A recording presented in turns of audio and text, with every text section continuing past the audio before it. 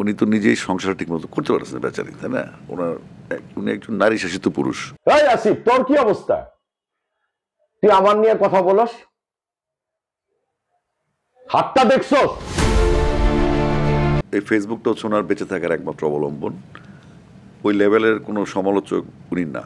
ওনার যেটা মনে হয় গাধার মতো বলতে থাকে। ওনারা সমালোচনা করো, গালি দাও, কোনো বিজ্ঞান নেই।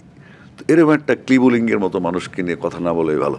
ওর কোনো মানে নোংরা জীবনের কোনো কথাই কিন্তু আমি বলিনি, এবং ভালো জীবনের কথাও আমি বলিনি।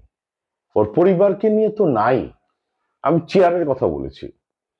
এই আসিফ, তোর কি অবস্থা? তুই আমার নিয়ে কথা বলস, হাতটা দেখছস? আজকে আমি ঢাকা সিটিতে আছি, ঠিক আছে? তোর যদি সাহস থাকে তুই আইসা আমার সাথে কথা বল।